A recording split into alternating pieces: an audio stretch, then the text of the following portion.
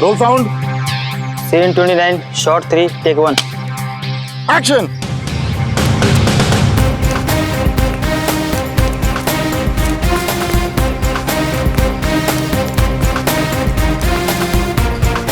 अगर इन लोगों ने मुझे पकड़ लिया तो मुझे जिंदा नहीं छोड़ेंगे। मुझे कैसे भी पुलिस को फोन कर इस ड्रग डील के बारे में इन्फॉर्म करना चाहिए। कहाँ जाऊं? हाँ हाँ, फोन बूथ।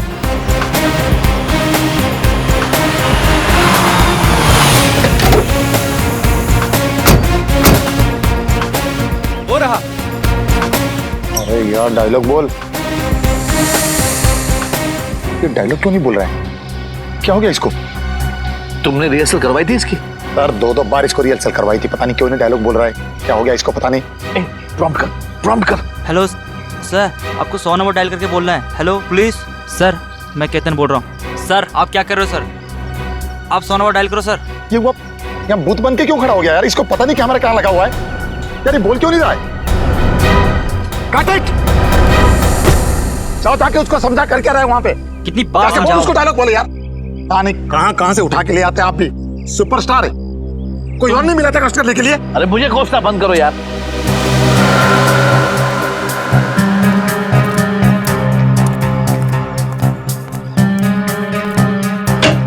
सर आप डायलॉग बोल क्यों नहीं रहे हो सर? सर सर क्या हुआ सर?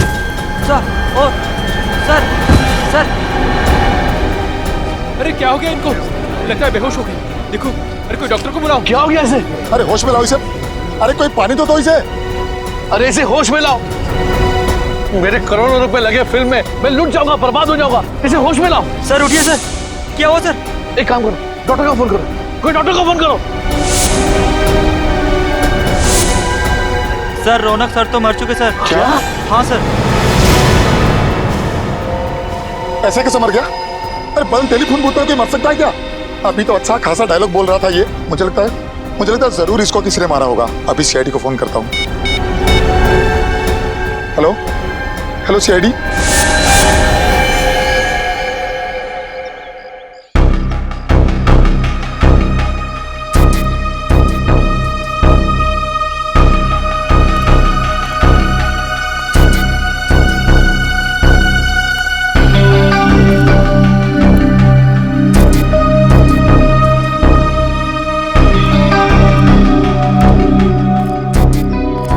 ना कोई चोट का निशान है, ना कोई घाव है, खून का एक धब्बा तक नहीं कहीं पर भी। फिर भी इसकी मौत हो गई। कैसे?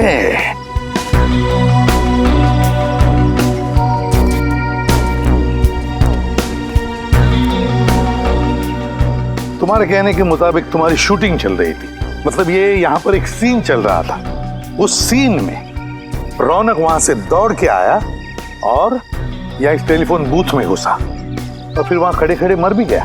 हाँ सर, मेरे बार डायलॉग प्रॉम्प्ट करने के बाद भी वहाँ से कोई रिस्पांस नहीं आ रहा था सर। फिर मैंने टेलीफोन बूथ का दरवाजा खोला सर, फिर वो मेरे ऊपर ही आकर गिर पड़े। एक बात बताओ, जब रौनक वहां से दौड़ते आया इस फोन बूथ में जाने के लिए, तब आप में से किसी को भी ऐसे लगा कि शायद रौनक को कुछ लगा हो या फिर किसी ने कुछ मारा हो जिसकी वजह से उसकी मौत हो गई इधर फोन बूथ में? नहीं सर, किसी ने उस पर कोई वार नहीं किया। क्या फोन बूथ के अंदर कुछ था जिसे हमारे आने से पहले आपने मिटा दिया हो? नहीं सर, किसी ने किसी भी चीज को हाथ नहीं लगाया। बड़ी अजीब बात है, किसी ने किसी भी चीज को हाथ नहीं लगाया, ना रौनक के साथ यहाँ पर कुछ भी हुआ, फिर भी उसकी मौत हो गई। कैसे? सर ये मरा नहीं है, जरूर इसे किसी ने मारा। वैसे आप कौन हैं? सर मैं इस फिल्म का प्रोड्यूसर हूँ। अच्छा, तो इस फिल्म के प्रोड्यूसर आप हैं और आप डायरेक्टर हैं। क्यों ये प्रोड्यूसर साहब ऐसा क्यों कह रहे हैं कि रौनक की मौत नहीं, उसे किसी ने मार डाला? सर मुझे कुछ नहीं पता सर मैं तो वहां बैठा अपना शॉट ले रहा था। रौनक जी अचानक से दौड़ते हुए और खड़े खड़े उनकी मौत हो गई। तुम्हें कुछ नहीं पता, यहाँ पर किसी को भी कुछ भी नहीं पता। फिर भी रौनक की मौत हो गई। सर, हमने सुना है कि मिस्टर रौनक की हत्या हुई। आप लोग अंदर कैसे आ गए? सर, हमने सुना है इस फिल्म के लिए आपने करोड़ों रुपए का फाइनेंस लिया था। अगर रौनक जी की फिल्म रिलीज नहीं हुई तो क्या आपका दिवाला निकल जाएगा? ये किस तरह के सवाल कर रहे हैं आप लोग? और आप लोग अंदर आए कैसे? सिक्योरिटी, इन्हें अंदर कैसे आने दिया? सर आप बताइए। सर देखिए, तहकीकात जारी है, जैसे कुछ मिल जाएगा हम आपको इन्फॉर्म कर देंगे। तब तक हमें जरा अपना काम करने दीजिए। Thank you very much. आप पंकज, कुछ मिला? नहीं सर, बूथ में कोई भी निशान या सबूत नहीं है। हाँ सर, सब कुछ ठीक ठाक है सर। लाश को फोरेंसिक लैब भेज दो। सर आप मेरा विश्वास कीजिए, इसे मारा गया है, इसका खून हुआ है। वो तो हम पता लगा ही लेंगे कि रौनक का खून हुआ है या नहीं। और अगर खून हुआ है तो ये भी पता लगा लेंगे कि रौनक का खून किया किसने है। समझे आप?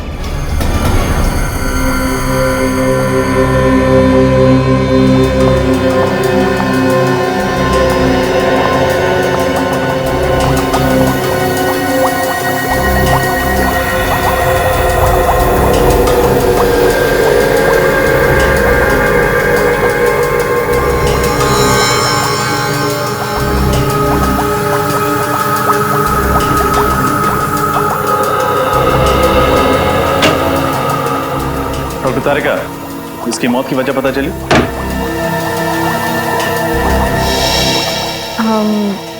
इसकी मौत दिल के दौरे की वजह से हुई है क्या? नहीं। तो फिर क्या वजह? ब्रेन हेमरेज, दिमाग में खून जम जाने की वजह से मौत हुई है इसकी। लेकिन ब्रेन हेमरेज कैसे हुआ? एग्जैक्टली, इसके सर पर कोई चोट का निशान तो है नहीं। मतलब किसी ने इसके सर पर वार नहीं किया। ये बताना थोड़ा मुश्किल है। इसके ब्रेन के एक्सरे पर ये पतली लाइन देख रहे हैं आप? हाँ, क्या है? यही तो मैं भी समझने की कोशिश कर रही हूँ। अब डॉक्टर तारिका, आप ही को समझ में नहीं आ रहा है तो फिर आप हमें क्या समझाएंगे? रजत, फिलहाल मैं सिर्फ इतना बता सकती हूँ कि रौनक की मौत दिमाग में खून जम जाने की वजह से हुई है। तो फिर हम इसे क्या समझे, खून या कुदरती मौत?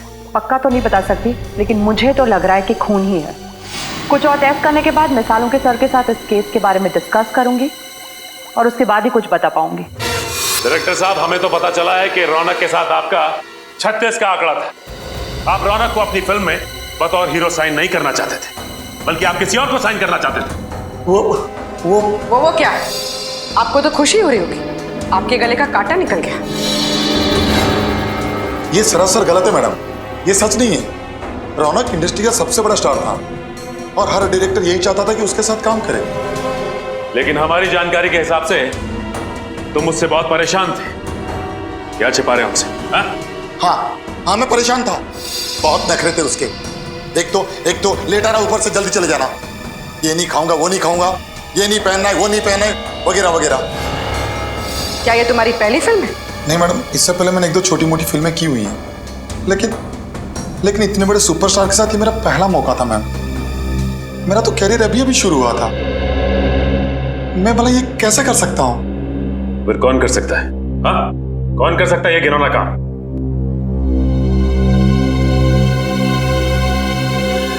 संकेत, ये क्या बकवास कर रहे हो तुम? कहीं पागल तो नहीं हो गए? मैं पागल नहीं हूँ सर, आप इनसे खुद ही पूछ लीजिए। उस दिन ये किसी बात को लेकर मेकअप रूम में रौनक से झगड़ रहे थे। क्या इनका और रौनक का झगड़ा हुआ था आपस में? जी सर। तुम्हारा दिमाग खराब तो नहीं हो गया? जो मन में आए वो बगे चले जा रहे हो। देखिए सर, मेरे और रौनक के संबंध बहुत अच्छे थे, बल्कि मेरे पिताजी ने रौनक के पिताजी के साथ काम भी किया था। मैंने रौनक को खुद इस पिक्चर के लिए साइन किया था, क्योंकि मैं ये बात जानता था कि रौनक अगर ये फिल्म करेगा तो मेरी फिल्म सुपरहिट हो जाएगी। वो मुझे टाइम नहीं दे रहा था, और उस दिन तो ये क्या रौनक, डेट्स नहीं है, टाइम नहीं है, तुम मेरे साथ ऐसे कैसे कर सकते हो? मैंने कहा ना, डेट्स नहीं है मतलब डेट्स नहीं है। प्लीज मेरा दिमाग खराब मत कीजिए आप। दिमाग तो मेरा खराब हो रहा है। रौनक, तुम इतने अनप्रोफेशनल कैसे हो सकते हो? याद है तुमने एग्रीमेंट साइन किया मेरे साथ। देखो, मैं सिर्फ फिल्म में एक्टिंग के पैसे लेता हूँ। ये टीवी के रियलिटी शोज में जा जाकर फिल्म को प्रमोट करने का वक्त नहीं है मेरे पास, समझे आप? इसका मतलब यह है कि तुम प्यार से नहीं मानोगे। ओह, तो तुम मुझे सुपरस्टार रौनक को धमकी दे रहे हो, हाँ? तुम कर क्या लोगे मेरा? अगर मुझे गुस्सा आया ना तो तुम्हारी ये जो फिल्म है ना, इसे बीच में ही छोड़ के चला जाऊंगा। रास्ते पे आ जाओगे, समझे? मैं रास्ते पर आ जाऊंगा? मैं? चुटकी भर में तुम्हें बर्बाद कर सकता हूँ रौनक, चुटकी भर में। बस मीडिया के सामने जाकर मैंने तुम्हारे और सुप्रिया के रिश्ते की बात बता दी तो तुम उसी समय बर्बाद हो जाओगे रौनक। रास्ते पे मैं नहीं, तुम आओगे, तुम। सुप्रिया? सुप्रिया के बारे में आप क्या जानते हैं? सब कुछ जानता हूं मैं रौनक। तुम्हारे और सुप्रिया का राज सब पता है मुझे। बस मीडिया के सामने जाकर मुंह खोलने की देरी है। संकेत जी, आपस के झगड़े में आप सुप्रिया को बीच में क्यों ला रहे हैं? प्लीज आप मीडिया से कुछ मत बोलिएगा। आप जो कहेंगे मैं करूंगा। आपकी फिल्म को प्रमोट करूंगा, कुमार जी का साइनिंग अमाउंट भी वापस कर दूंगा। बट प्लीज इस राज को राज ही रखिएगा।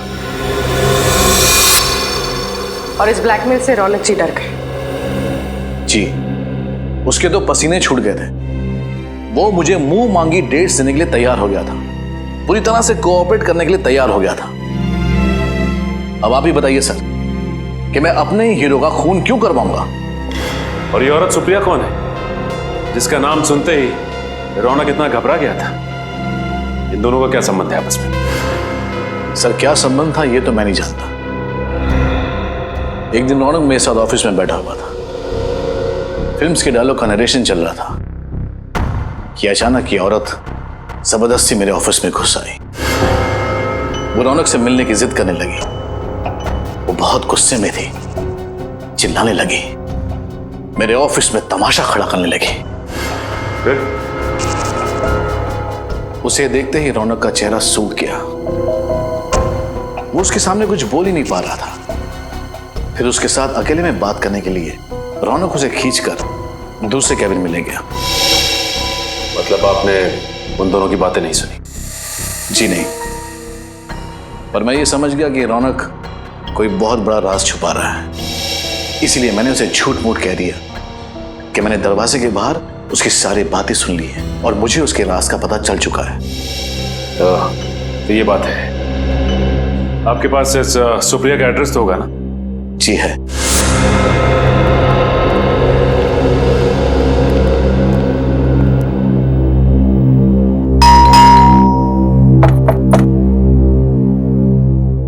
क्या बात है सर, कब से बेल बजा रहे हैं, कोई दरवाजा नहीं खोल रहा। लगता है कोई घर में नहीं है।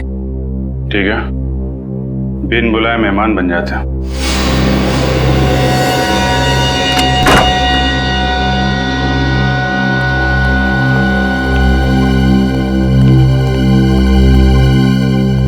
अच्छी तरीके से घर चेक करते हैं, देखो कुछ मिलता है क्या?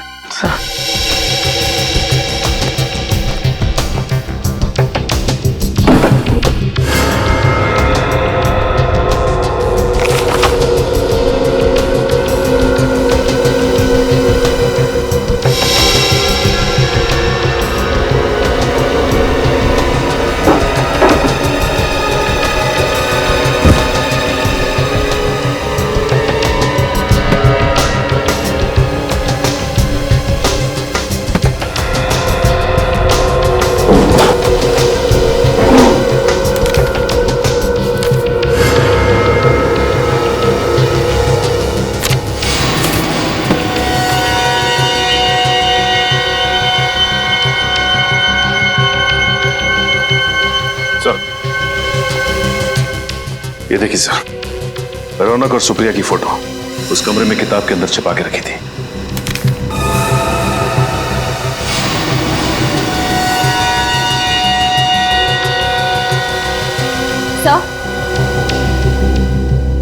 सर ये देखिए।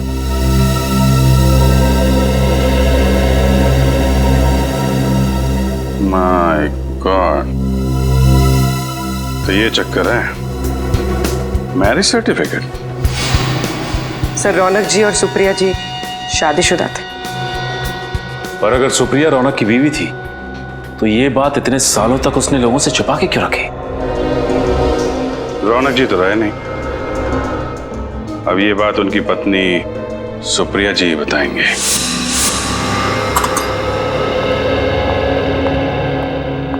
मैम। यस प्रिया। कान की स्किन मैंने चेक की है, वहाँ कहीं मुझे गन पाउडर नहीं दिखा। ओके।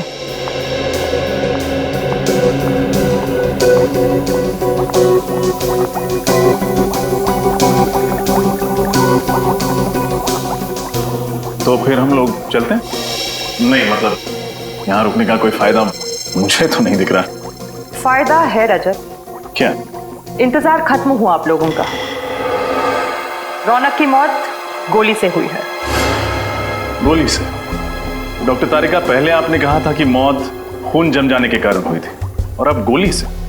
मैंने टेस्ट किया है, इसकी मौत गोली से ही हुई है।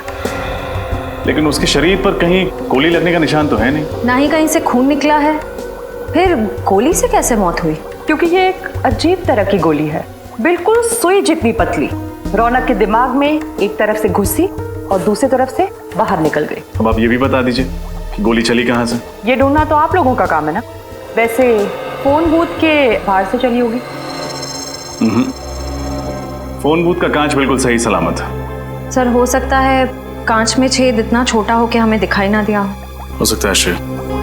एक काम करते हैं, फोन बूथ के कांच को एक्सपर्ट से चेक करवाते हैं, पता चल जाएगा गोली बाहर से चली थी या अंदर से।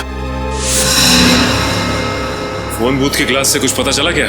नहीं सर, अभी तक 3 कांच की जांच हो चुकी है, चौथी की जारी है। इसमें एक जेल है, इसे हम इस कांच के ऊपर डालेंगे।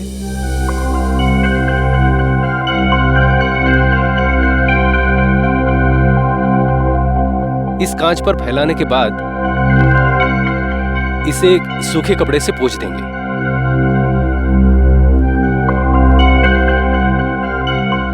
अगर कांच में कहीं भी कोई क्रैक या छेद हुआ तो ये जेल उस कांच के अंदर जाकर अटक जाएगा और हमें पता चल जाएगा कि इस कांच में वो छेद कहां पर है। सर, हमने टेलीफोन बूथ को अच्छी तरह से चेक किया था, अंदर कोई सुराग नहीं था।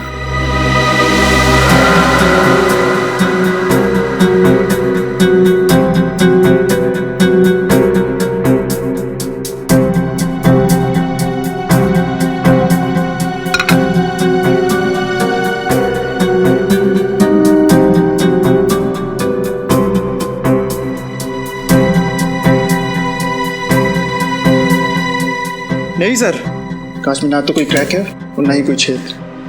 कमाल है, ये कैसे हो सकता है? बाहर से कोई भी हथियार बूथ के अंदर आया ही नहीं, फिर ये खून हुआ तो हुआ कैसे?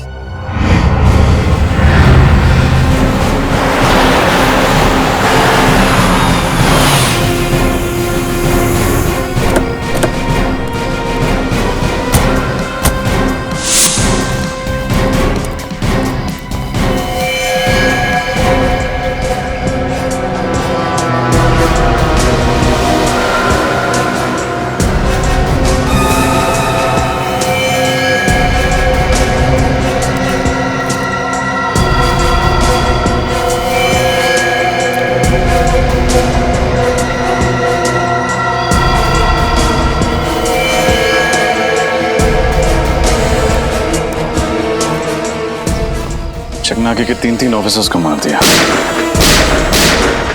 ये काम अकेले सुप्रिया का तो हो नहीं सकता।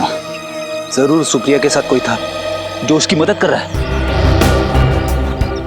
कोई सीसीटीवी कैमरा नहीं दिख रहा। चकनाके पे सीसीटीवी कैमरा तो होना चाहिए। सर, वो रहा सीसीटीवी कैमरा, मगर टूटा हुआ है सर, वायर भी लटक रही है।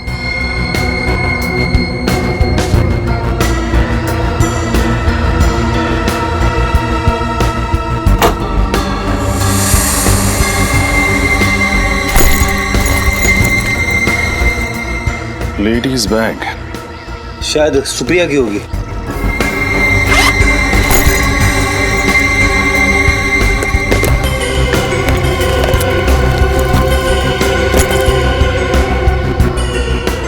सुप्रिया का ही है। उसका लाइसेंस, उसके क्रेडिट कार्ड्स। हो सकता है सर कि इन तीनों ऑफिसर्स ने सुप्रिया को बस में देखा, उसे बस में से उतारा और फिर हमारे आने तक उसे यहाँ पे बिठा के रखा। हो सकता है, लेकिन एक बात समझ में नहीं आ रही सर, अगर सुप्रिया अपने साथियों के साथ इन तीनों ऑफिसर्स का खून करके भाग गई तो फिर उसने ये पर्स यहाँ पे क्यों रखी? इसी सवाल का तो जवाब ढूंढना है फ्रेडी। कोई भी मुजरिम इतना बड़ा सबूत पीछे छोड़ के क्यों जाएगा? हो सकता है वो हमें गुमराह करने की कोशिश कर रही हो।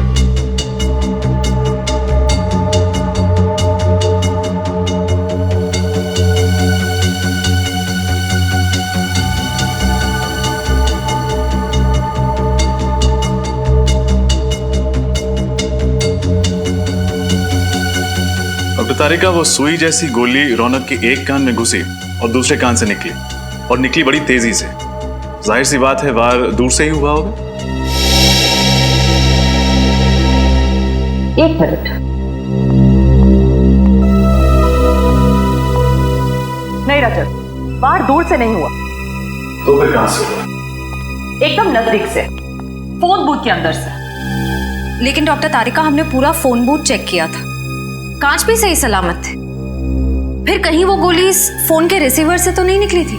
नहीं श्रेया, रिसीवर से गोली नहीं निकली थी, क्योंकि रौनक को दाएं कान में से गोली घुसी और बाएं कान से गोली निकली, और उसने रिसीवर अपने बाएं कान में पकड़ के रखा था। यानी जो कुछ भी था जिसमें से वो गोली निकली थी वो दाएं कान के करीब था।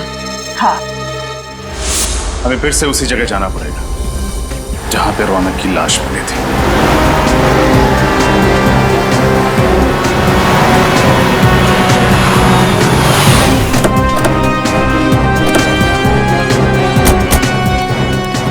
सर, हमने पूरे एरिया को सील कर दिया है। Very good.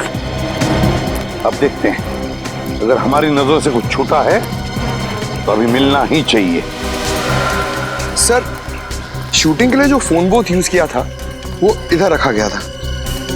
हाँ, फोन बूथ इधर था, और उस फोन के असिस्टेंट डायरेक्टर ने यह बताया था कि रौनक वहां से दौड़कर आया और इस फोन बूथ में आके खड़ा हो गया, फोन किया। जैसे ही वो असिस्टेंट डायरेक्टर यहाँ पर आया, उसने फोन बूथ का दरवाजा खोला, तब रौनक अपने पीठ के बल ऐसे यहाँ गिर गया। सर, ये मिस्टर रौनक सुपरस्टार थे, मगर एक्टर अच्छे नहीं थे। पंकज, हम ये रौनक के एक्टिंग के बारे में डिस्कस करने नहीं आए, समझे? नहीं सर, मेरे कहने का मतलब था कि उनको कभी डायलॉग याद ही नहीं रहते थे, इसलिए तो वो ईयरफोन पहनते थे डायलॉग प्रॉम्प्ट सुनने के लिए। क्या कहा तुमने? ईयरफोन? ईयरफोन? छोटा सा ईयरफोन, वो माइक्रोफोन, कॉर्डलेस। वो तो हमें लाश के ऊपर से नहीं मिला, फिर माइक्रोफोन गया कहां? वो माइक्रोफोन ढूंढो, ढूंढो, यहीं कहीं आसपास ही मिलना चाहिए।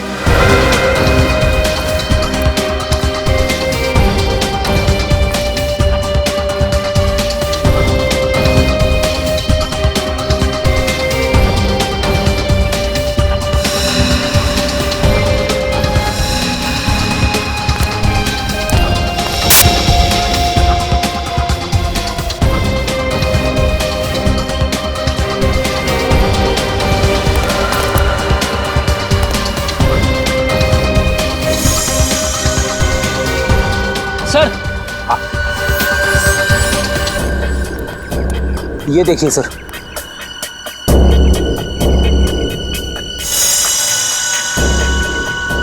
यही तो है वो माइक्रोफोन, यही है। उठाओ इसे, संभल के, ध्यान से।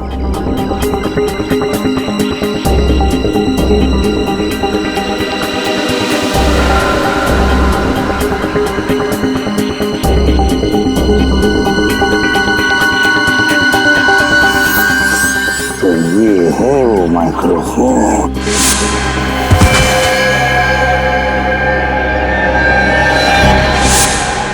देखो कितना छोटा सा माइक्रोफोन है, कितना छोटा सा।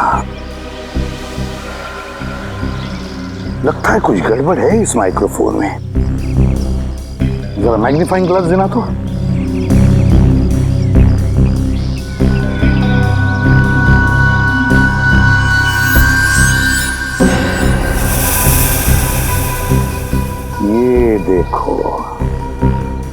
माइक्रोफोन की जाली फटी हुई है, छेद है उसमें। जाली अंदर से बाहर की तरफ फटी हुई है, अंदर से बाहर की तरफ।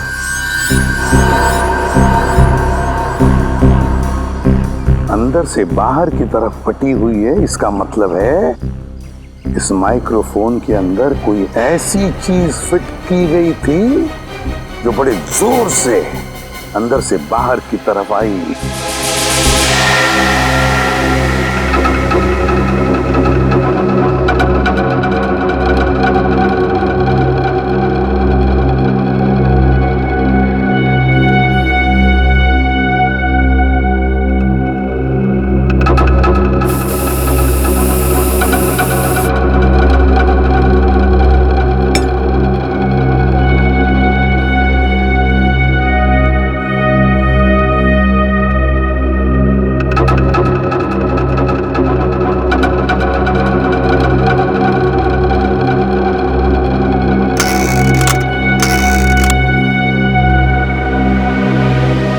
तारिका,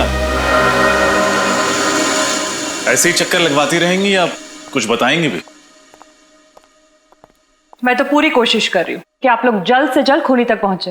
दरअसल एसीपी सर बहुत गुस्से में। क्यों? क्योंकि खूनी तो दूर, अब तक हम ये भी पता नहीं लगा पाए हैं कि खून हुआ कैसे। मगर मुझे पता चल गया है कि खून कैसे हुआ। कैसे? इस ईयरपीस पर कोई लोहे की चीज, पिन या सुई वगैरह लगी हुई थी जो रौनक के ब्रेन के आर पार हो गई। आप ये बात इतने यकीन के साथ कैसे कह सकते हैं? इस ईयरपीस पे ये छोटा सा छेद तो आप लोग देख रहे हैं। इस जाली के लोहे के अंश रौनक के भेजे में मिले लोहे के अंश से मैच होते हैं। इसका मतलब वो चीज जाली से निकलकर रौनक के कान से होते हुए उसके दिमाग में घुस गई। हाँ, लेकिन इतना शक्तिशाली वार करने के लिए इस ईयरपीस में कोई यंत्र, कोई ट्रिगरिंग डिवाइस तो होगा जिसने फोर्स के साथ उस पिन को बाहर फेंका होगा। नहीं, इस पे ऐसा कोई ट्रिगर नहीं है। ये ईयरपीस मैंने अच्छी तरह से चेक किया है। तो फिर उस पिन से वार हुआ कैसे? वो पिन अपने आप तो बाहर नहीं निकली होगी। ये पता चल जाएगा, बस थोड़ा सा वक्त दीजिए मुझे। तब तक हमें उस आदमी का पता लगाना होगा जिसने ये खास किस्म का ईयरपीस बनाया है। इस प्रॉम्प्टर को ध्यान से देखिए। क्या ये आपके यहाँ का है? हाँ, ये तो हमारे यहाँ का ही माल है। पर ये आपको कहाँ से मिला? ये तो रौनक के पास था। रौनक की लाश के पास से। क्या? जी हाँ, रौनक का इस प्रॉम्प्टर से खून हो गया है। सर, पर ये तो एक छोटा सा माइक्रोफोन है। इतनी छोटी चीज से किसी की जान कैसे जा सकती है? जान जा सकती नहीं, बल्कि जा चुकी है। ये देख रहे हैं आप, इस प्रॉम्प्टर की ये स्पीकर की जो जाली है, इसमें शायद किसी ने पिन डाला था। क्या ये पिन आपने डाला था? जी हाँ, बिल्कुल, ये पिन मैंने ही डाली थी। लेकिन क्यों डाला था ये पिन आपने? सर, रौनक जी के ऑफिस से उनकी सेक्रेटरी का फोन आया था। उनकी सेक्रेटरी? कोई औरत? हाँ, एक औरत थी और उसी ने मुझे कहा था ये पिन प्रॉम्प्टर के स्पीकर में डालने को। उसने कहा और आपने मान लिया? हाँ, पर तभी मुझे कुछ अजीब नहीं लगा था। उसने कहा था कि रौनक जी एक एक्शन सीक्वेंस शूट करने वाले हैं जिसमें खूब उछलना कूदना होगा, इसलिए उन्हें ये पिन चाहिए थी जिसकी वजह से प्रॉम्प्टर कान में अपनी जगह से हिले नहीं। लेकिन सर, रौनक की तो कोई सेक्रेटरी नहीं थी ना? हाँ श्रेया, इस खूनी ने ये खून बड़ी बारीकी से प्लान किया था। मुझे तो लगता है कि सुप्रिया का भी हाथ है इसमें। हाँ सर, मुझे भी यही लगता है। जिस तरह से वो सिक्योरिटी ऑफिसर को मार के भागी चेकनाके पे, उससे तो यही लगता है कि और भी लोग इसमें शामिल हैं। सुप्रिया को जल्द से जल्द पकड़ना होगा, जल्द से जल्द।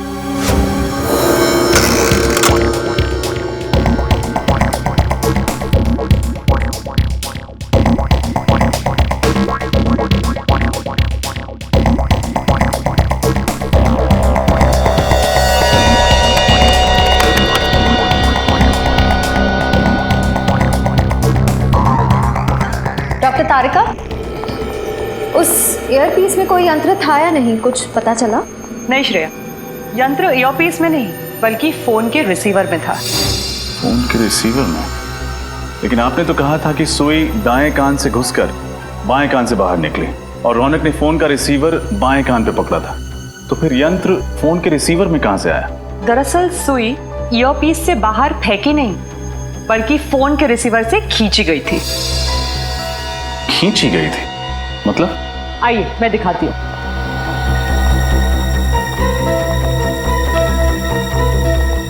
ये देखिए, ये है वो सुई जिसे रौनक की मौत हुई, मैग्नेट से चिपकी हुई। और इस चुंबक की वजह से सुई दाएं कान में घुसी और बाएं कान से बाहर निकल आई। जी हाँ, और ये मैग्नेट कोई मामूली मैग्नेट नहीं है, ये एक खास किस्म का मैग्नेट है जिसे नियोडाइमियम मैग्नेट कहते हैं। इसकी चुंबकीय शक्ति एक मामूली मैग्नेट से 10 गुना ज्यादा होती है। और इसके अलावा इस मैग्नेट पर ये बैटरी भी लगी हुई थी अलग से, जिसकी वजह से ये शक्तिशाली मैग्नेट और भी पावरफुल हो गया। और पावर बढ़ जाने की वजह से ये सुई आसानी से मैग्नेट की ओर खिंच गई। हाँ, और फोन के अंदर इस मैग्नेट में जा चिपकी, इस वजह से हमें दिखी भी नहीं। सर, इतनी खतरनाक प्लानिंग, ये काम तो किसी इंजीनियर का ही हो सकता है। सही कहा तुमने श्रेया, इंजीनियर। सुप्रिया भी तो इंजीनियर ही है ना? वो एक गाड़ी बनाने वाली फैक्ट्री में काम करती है। हाँ सर। सर, मुझे लगता है हमें सुप्रिया से पूछताछ करनी चाहिए। हाँ श्रेया, सुप्रिया से भी और उस आदमी से भी जो ये खास किस्म का मैग्नेट बेचता है। सर, 2 दिन से मेरी बेटी लापता है, उसका फोन भी नहीं लग रहा। उसके घर पे पता किया तो उसकी कोई खबर नहीं मिली। इसी सिलसिले में हम आपसे बात करने आए हैं। हमें शक है कि सुप्रिया ने रौनक जी का खून किया। क्या? नहीं, ये नहीं हो सकता सर, ये नामुमकिन है। क्यों नहीं हो सकता? क्योंकि सुप्रिया तो रौनक की पत्नी, ये बात हमें पता है। देखिए, कुछ और लोग भी मिले हैं सुप्रिया के साथ जो उसकी मदद कर रहे हैं। सुप्रिया चेक नाके पे पकड़ी गई थी, वहां पे 3 पुलिस वालों को मार के वो लोग फरार हो गए। नहीं सर, ऐसा नहीं। आप मेरी बेटी पर गलत इल्जाम लगा रहे हैं। वो किसी का खून कर ही नहीं सकती। अरे रौनक का तो कभी नहीं।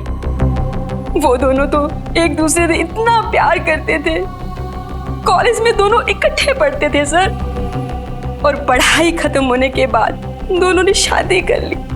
अगर ऐसी बात है तो फिर रौनक जी ने अपनी शादी की बात दुनिया वालों से छिपाई क्यों नहीं बताया कि सुप्रिया उनकी पत्नी है? क्योंकि सर उसे ऐसा लगता था कि एक शादीशुदा लड़का सुपरस्टार नहीं बन सकता, और इसलिए उसने अपनी और सुप्रिया की शादी सबसे छुपाई। सुप्रिया को भी कोई शिकायत नहीं थी। और 2 साल पहले। क्या हुआ 2 साल पहले? वो रौनक ने ड्रग लेना शुरू कर दिया था। उसको ड्रग की बुरी आदत पड़ गई थी। क्या? ड्रग्स लेने की आदत? हाँ सर, वो उसने जब से ड्रग लेना शुरू किया तो उसने सुप्रिया को मारना पीटना शुरू कर दिया, और फिर सुप्रिया से ये सब सहन नहीं हुआ तो उसने रौनक को छोड़ दिया और मेरे घर पर रहने के लिए आ गई। फिर 2 महीने पहले रौनक अचानक से हमारे घर में आया, और वो एक अच्छा इंसान बन चुका था, और उसने सुप्रिया से वादा किया कि मैं अब ड्रग कभी नहीं लूंगा। तो सर, वो तो दोनों बहुत खुश लग रहे थे, खुशी खुशी रह रहे थे। ठीक है, अभी हम लोग चलते हैं और जरूरत पड़ेगी तो आपसे दोबारा मिलेंगे। Thank you. ऐसा लगता है कि सुप्रिया की माँ ठीक कह रही है। हो सकता है। अगर सुप्रिया ने खून नहीं किया है तो फिर भाग क्यों रही है? हाँ सर। नहीं सर, कम से कम 50 पीस का ऑर्डर देना होगा। हाँ नहीं, मैं डिलीवरी तो सर क्या है, डिलीवरी के लिए आपको अपने बंदे को भेजना होगा। ठीक है, मैं ऑर्डर लिख लेता हूँ, don't worry. Thank you. Excuse me. जी कहिए। हम लोग सीआईडी से। जी कहिए। इस मैग्नेट को ध्यान से देखिए। क्या ये आपके यहाँ से सप्लाई किया गया है? जी हाँ सर, बिल्कुल सर, ये बहुत ही बढ़िया क्वालिटी का मैग्नेट है और ये आसानी से नहीं मिलता है। अच्छा, ऐसा क्या खास है इसमें? सर ये मैग्नेट बहुत ही पावरफुल है, अर्थ मैग्नेट। लेकिन इस मैग्नेट के बारे में सीआईडी क्यों पूछताछ कर रही है? अब मैग्नेट से किसी का खून हो गया। क्या? खून इस मैग्नेट से? सर ऐसा कैसे मुमकिन है? देखिए ये तो मुमकिन है, लेकिन आप फिलहाल ये बताइए कि ये मैग्नेट आपने किसको सप्लाई किया था? सर 2 दिन पहले एक आदमी का फोन आया था, वो इसी साइज का मैग्नेट चाहता था। सर पहले तो मैंने उसे मना कर दिया था। क्यों? क्योंकि वो एक ही मैग्नेट खरीदना चाहता था और मैं तो होलसेलर हूँ सर। फिर क्या मैम, लगता है उसे इस छोटे साइज के मैग्नेट की सख्त जरूरत थी। वो 50 पीस का ऑर्डर देने के लिए रेडी हो गया। फिर मुझे क्या था, मैं भी मान गया। लेकिन आपको कैसे पता कि उसे एक ही चुंबक चाहिए था? मैम जब वो डिलीवरी के लिए आया तो मैंने उसे जब बॉक्स दिया तो उससे बॉक्स में से सिर्फ एक ही मैग्नेट निकालकर मुझसे बोला कि बाकी के सारे मैग्नेट मैं रख लूं, वो भी बिल्कुल मुफ्त। ये बाकी के चुंबक हम देख सकते हैं? नहीं सर, वो क्या है कि जगह छोटी है ना, तो मैं स्टॉक ज्यादा रखता नहीं हूँ। ठीक है, उसका नाम बता लो। सर नाम पता भी नहीं है। उसका चेहरा तो देखा था तुमने, स्केच बनवा सकते हो? नहीं सर, उसका चेहरा मुझे याद नहीं है।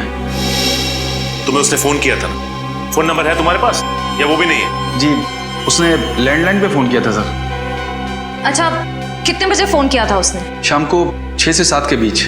6 से 7 के बीच? 6 से 7 के बीच जिसने भी ने फोन किया उनकी लिस्ट लिखवाओ।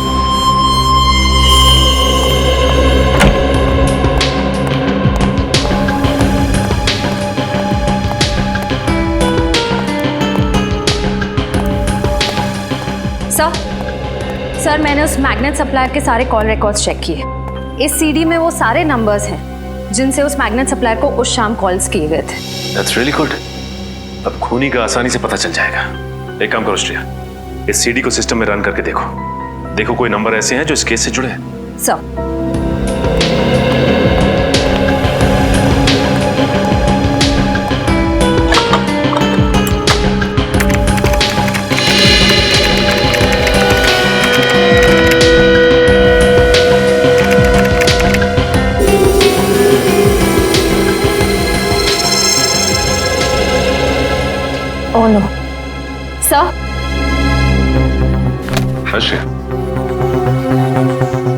इसका नंबर है?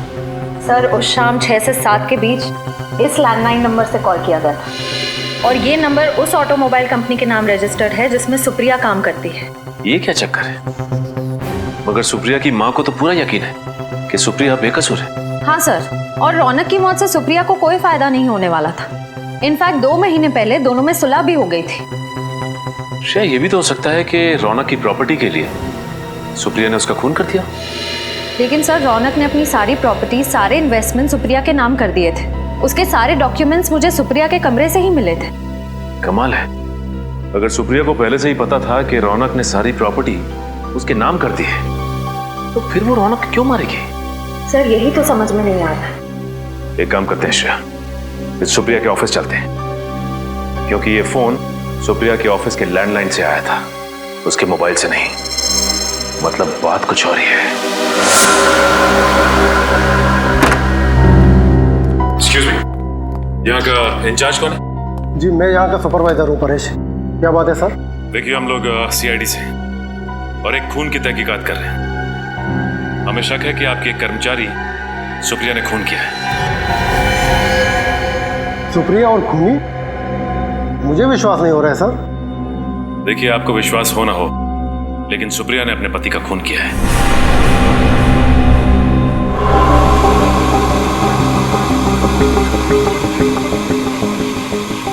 सर ये टीवी 2 दिन से बिगड़ गया है, इमेज बराबर नहीं आ रही है। ये तो अच्छा हो गया कि यहाँ के मालिक मिस्टर शेखर यहाँ पे 2 दिन से आए नहीं है इस केबिन में।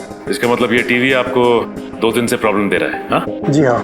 श्रेया, मुझे याद है कि बचपन में टीवी के सामने अगर हम चुंबक रखते थे, मेरा मतलब है मैग्नेट, तो इसकी इमेज खराब हो जाती थी, कुछ दिखाई नहीं देता था ठीक से। हाँ सर, कहीं इस टीवी के पास भी तो लगता तो सही है।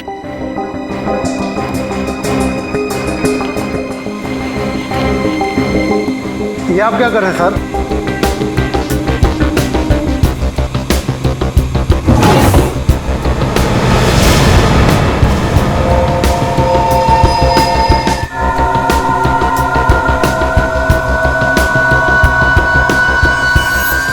सर, इन मैग्नेट्स की साइज बिल्कुल वैसी ही है जैसी हमें उस फोन के रिसीवर में मिली थी।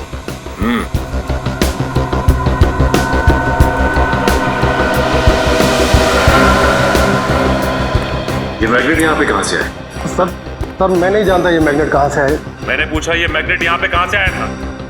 क्या जरूर कोई ना कोई आया था? सर 2 दिन पहले मिस्टर शेखर आए थे यहाँ पे रात को ये मैग्नेट्स लेकर। तो मिस्टर शेखर अपने कैबिन में आए थे 2 दिन पहले, और वो भी रात को, और इन मैग्नेट्स को यहां पर रखकर चले गए। इसका मतलब जिसकी तलाश हमें है वो और कोई नहीं बल्कि शेखर ही है। नीचे करो। क्या हाल बना रखा है इसका? मर तो नहीं गई? जिंदा है सर। बच गए तुम दोनों आज। आज का दिन तुम दोनों के लिए आखिरी दिन होगा। इसमें हमारी क्या गलती है सर? गलती के बच्चे, कितने घंटे हो गए, अब तक होश में क्यों नहीं आई? पूरी बोतल क्लोरोफॉर्म की सुंघा दी क्या इसको? नहीं बॉस, चेकनाका पर जब कांस्टेबल को गोली मारी तो ये भागने लगी। पकड़ने की कोशिश की तो हाथ में काट लिया, शायद इसलिए ज्यादा क्लोरोफॉर्म सुंघा दिया। कितना बोलता है तू? अब चुप कर, जाके पानी लेके इसके मुंह पे छाड़। हाँ बॉस।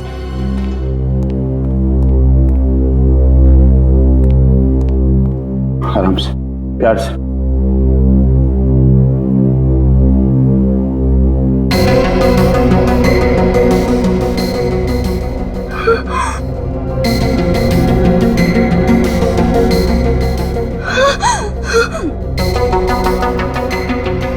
शेखर, होश में आते ही पहचान लिया?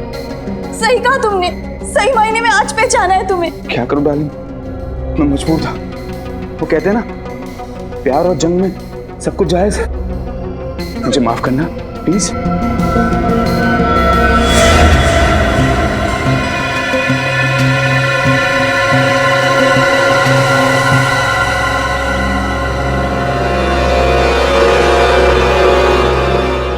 इतना बड़ा धोखा शेखर।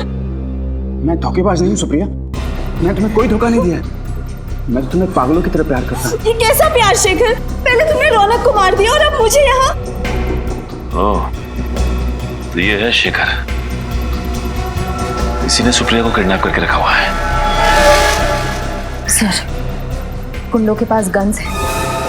अगर हम सीधे घर के अंदर घुसेंगे तो सुप्रिया की जान को खतरा हो सकता है। एक काम करते हैं, जिस मैग्नेट का इस्तेमाल इस शेखर ने किया था रौनक को मारने के लिए, उसी मैग्नेट का इस्तेमाल हम भी करेंगे। वो कैसे सर? याद है श्रेया तुम्हें डॉक्टर तारिका ने क्या कहा था कि अगर इस चुंबक पे इलेक्ट्रिक का इस्तेमाल करो तो इसकी शक्ति और बढ़ जाती है। बस हमें एक इलेक्ट्रिकल वायर की जरूरत है। आसपास देखते हैं, चलो।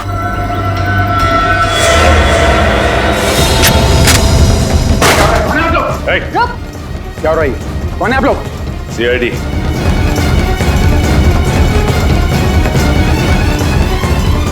सीआईडी? हाँ, CID mister Shekhar. Mister Shekhar, जिस तरह मैग्नेट से तुमने रौनक को मारा ना, उसी तरह मैग्नेट से हमने तुम्हें अपने कब्जे में कर लिया। गलती भी नहीं भागने की।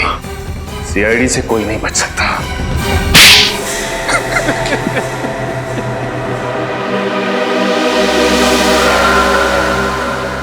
मैं सुप्रिया को पागलों की तरह चाहता था, लेकिन जब उसने मुझसे शादी करने के लिए इनकार कर दिया तो मुझे बहुत गुस्सा है। मगर सुप्रिया तो शादीशुदा थी ना, उसकी रौनक से शादी हो चुकी थी। जानता था मैं सब, मगर सुप्रिया को मैंने 2 साल तक रोते बिलखते देखा था। वो जिंदगी से निराश हो चुकी थी, तब मैंने उसे संभाला था। वो तो अपने ड्रग एडिक्ट पति को तलाक भी देने वाली थी। उसके बाद हम दोनों शादी करने वाले थे, मगर अचानक एक दिन अचानक रौनक ने अपने ड्रग्स लेने की आदत छोड़ दी। वो सुधर गया था और अपनी पत्नी को वापस पाने के लिए वो अपनी शादी का ऐलान करने को भी तैयार हो गया। हाँ, सुप्रिया ने रौनक को माफ कर दिया था और वो उसके पास वापस चली गई। मेरे प्यार और एहसान को भूल चुकी थी वो। मैं बहुत गिड़गिड़ाया, सुप्रिया को पाने की पूरी कोशिश की, लेकिन उसने मुझसे कहा कि वो रौनक से बहुत प्यार करती और वो उसे छोड़कर मेरे पास कभी नहीं आएगी। और इसलिए तुमने रौनक का खून कर दिया। और सुप्रिया से शादी करने की प्लानिंग कर ली। अगर तुम सुप्रिया को चाहते थे, उससे प्यार करते थे, तो रौनक के खून के इल्जाम में उसे फंसाया क्यों तुमने? क्योंकि मुझे लगा कि चेक नाका के ऑफिसर्स के खून के बाद सीआईडी को लगेगा कि असली खूनी सुप्रिया ही है। मैं सुप्रिया को कानून से बचाता और फिर सुप्रिया को भी लगता कि जेल जाने से अच्छा वो मेरे साथ अंडरग्राउंड हो जाए और फिर सारी जिंदगी वो मेरे इंसानों के तले दबी रहती। शर्म आनी चाहिए तुम्हें। सच्चा प्यार वो होता है जिसमें लोग एक दूसरे के लिए बलिदान देते हैं, लेकिन तुमने सुप्रिया को पाने के लिए उसके पति का खून कर दिया। अब कानून इस जुर्म के लिए तुम्हें सिर्फ और सिर्फ फांसी देगा।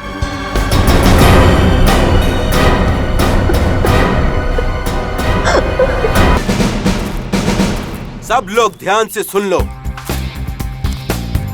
ये हैंडगन तो ठीक है, लेकिन ये हाई रेंज की गोलियां हम इस्तेमाल नहीं कर सकते, क्योंकि ये गोलियां सरहद पर सोल्जर्स इस्तेमाल करते हैं और शूटिंग रेंज के खेल में हाई रेंज की गोलियां इस्तेमाल करना गैर कानूनी है और हम कानून के लफड़े में नहीं पड़ना चाहते। Okay guys, ready? Yes sir. अब आप सभी लोग अपने अपने शूटिंग गॉगल्स और हेडफोन लगाएं।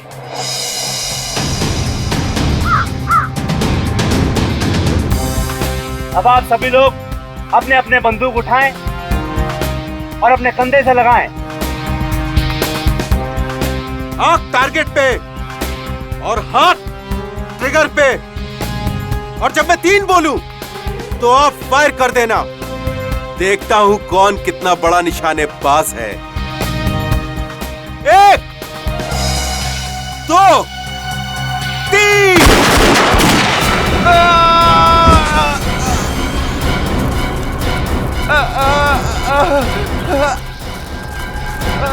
सर रोहित को गोली लगी। अरे कहाँ लगी इस गोली? शोल्डर पे। अरे गॉड, मुझे बचा लो सर, मैं मरना नहीं चाहता सर। कुछ नहीं होगा तुम्हें, तुम घबराओ नहीं। ईशान, ये क्या किया तुमने? मार दिया इसको। Have you gone mad? तुमने सेटेंडेंट पे गोली क्यों चला दी? इसे फौरन हॉस्पिटल लेके जाना होगा। चलो सर, आप सही कह रहे, जल्दी जल्दी जल्दी चलो चलो। ये आपने सही नहीं किया ईशान। अरे बकवास मत करो। हाँ, इसमें ईशान की गलती नहीं है सिर्फ। तुम लोगों को मालूम था ना यहाँ शूटिंग रेंज पे फायरिंग हो रही है, फिर तुम लोग यहाँ क्या कर रहे थे? सर, पर इसमें इन लोगों की क्या गलती है? ये लोग तो रेंज से हट के खड़े थे। गलती तो ईशान की है। इसे इतना टेढ़ा निशान क्यों लगाया? हाँ, खुद को स्टेट लेवल का शूटर कहते हो तुम? हर शूटर को यह सिखाया जाता है कि हैंडगन चलाना कितनी जिम्मेदारी का काम है। करेक्ट। और तुम इतने सीनियर शूटर होने के बाद भी इतनी बड़ी जिम्मेदारी कैसे भूल सकते हो? ईशान, तुम तो भगवान से प्रार्थना करना शुरू कर दो, क्योंकि अगर इस अटेंडेंट को कुछ हो जाता है ना तो तुम तो बुरे फंसे। मैं अकेला क्यों फंसूंगा? अरे फंसेगे तो ये भी। अरे दिमाग खराब करके रखा है मेरा। अरे कुछ भी गोली मारती ऊपर से। कौन बोल रहा है? हैं?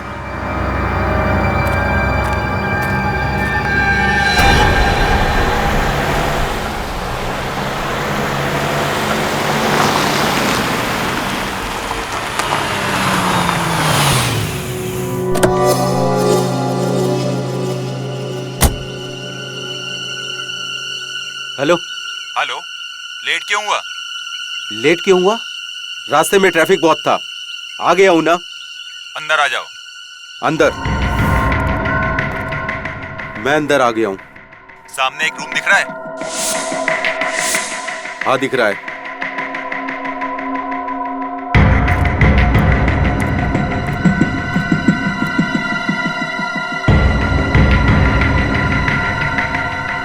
बोल अब। सामने टेबल पर एक फोन रखा है, जब तक इसकी घंटी नहीं बजती हिलना नहीं यहाँ से। ए सुन, तू मेरे साथ क्या कठपुतली का गेम खेल रहा है? जितना बोलता हूँ उतना कर। अपना मोबाइल फोन निकाल के रख बाहर।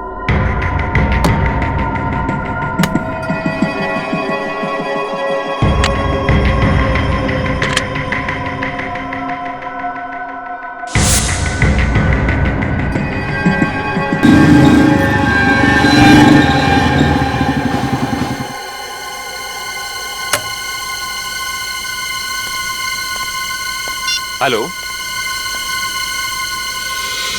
हाँ,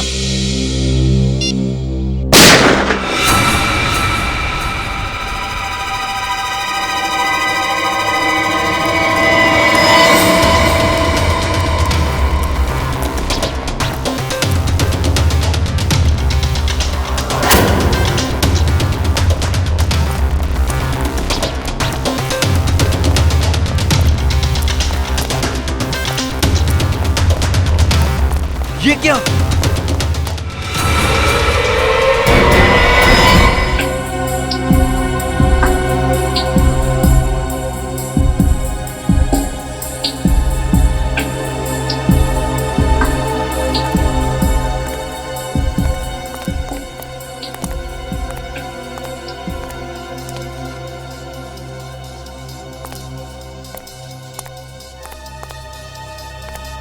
तुम यहाँ क्या कर रहे थे? सर, मैं तो एक लड़की की मदद कर रहा था। वो बेचारी अपने पति को ढूंढ रही थी और मुझे कहा कि इस मिल के अंदर आके ढूंढो। मैं यहाँ पे आ गया और मुझे आते से यहाँ पर गोली चलने की आवाज सुनाई दी और मैं यहाँ भाग के आ गया। जब तुम यहाँ पे आए थे इन दोनों लाशों के अलावा किसी और को भी देखा था? नहीं सर। आप जानते हैं कि ये दोनों कौन है? सर पता नहीं सर। आप इस मिल के मालिक हैं और आप जानते नहीं कि ये दोनों अंदर कैसे आए? हाँ? सर यही तो मैं भी सोच रहा हूँ, इनको मरने के लिए मेरा ही मिल मिला था क्या? खामखा मुझे परेशानी में डाल दिया। और सर ये मिल तो 5 साल से बंद है और यहाँ कोई आता जाता भी नहीं है और ये फोन भी बंद पड़ा हुआ है।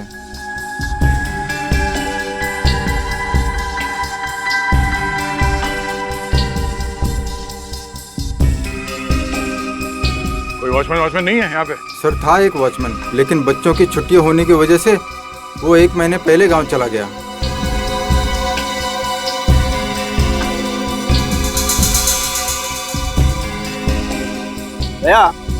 हाँ सर। जिस तरीके से लाशें पड़ी हुई हैं और जैसे गोली लगी है इस आदमी को, लगता है उस औरत ने ही गोली चलाई है इस पर। और उसके बाद इस औरत ने आत्महत्या कर ली। तो क्या इन दोनों को गोलियां उसी गन से लगी हैं? अब ये तो बैलिस्टिक रिपोर्ट के बाद ही पता चलेगा। सर एक और बात समझ में नहीं आ रही। अगर उस औरत को इस आदमी को मारकर आत्महत्या ही करनी थी तो इस मिल में ये टेबल, कुर्सी, फोन, इस सब का इंतजाम क्यों किया होगा? ये बैलेट मिला इसके पास।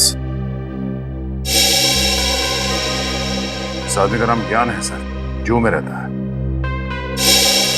और इस औरत की तस्वीर इसके वॉलेट में है सर। सर कहीं ये प्यार का मामला तो नहीं? हो सकता है, पर उसके लिए ये सब तामझाम करने की क्या जरूरत थी? सर एक और बात, मैंने इस ज्ञान का मोबाइल फोन चेक किया। इसमें आखिरी 15 कॉल्स किसी प्राइवेट नंबर से आए हैं। प्राइवेट नंबर से? इस ज्ञान का इतिहास निकालना पड़ेगा, तभी पता चलेगा कि वो औरत है कौन और उसने इसे क्यों मारा। आप लोग इन्हें पहचानते हैं? ज्ञान जी? नहीं सर, ये नहीं हो सकता सर। इन्हें किसने मार दिया? इनकी तो किसी से कोई दुश्मनी भी नहीं थी। ये कौन है? जी ये रूपल जी हैं, ईशान की मम्मी। आप में से कोई बता सकता है कि ज्ञान जी और रूपल जी के बीच में क्या संबंध है?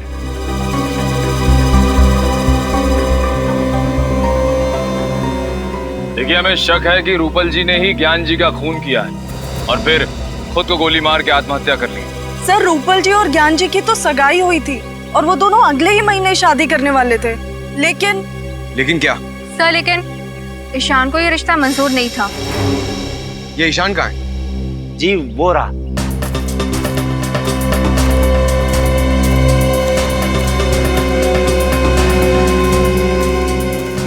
क्या हुआ सर?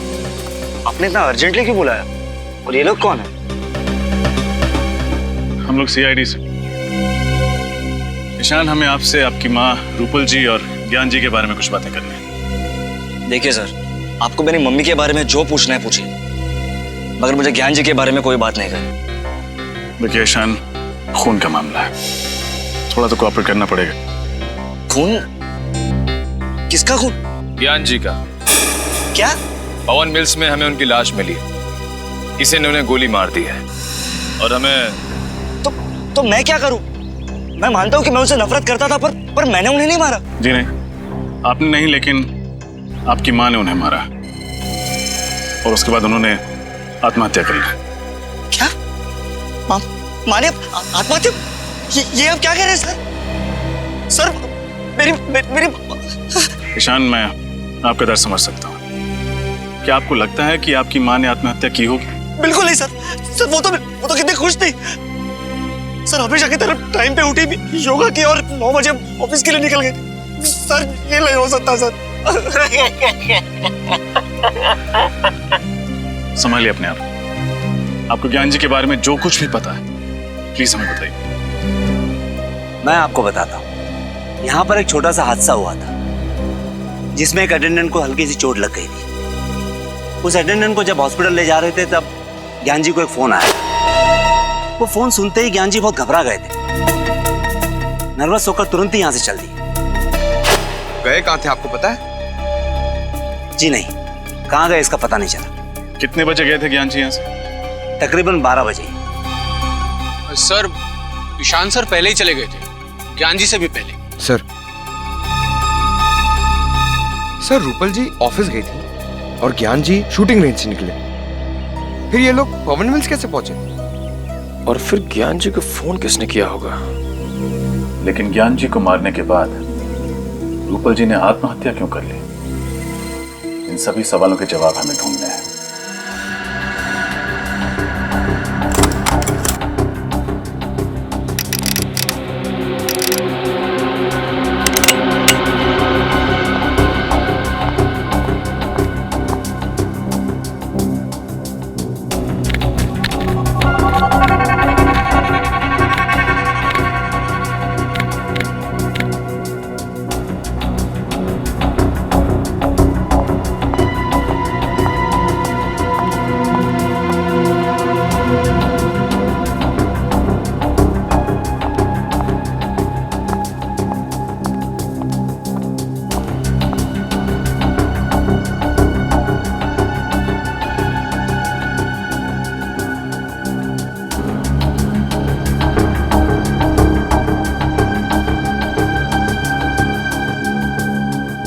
फाइल संभाल लेना, मैं फायर करने जा रही हूँ।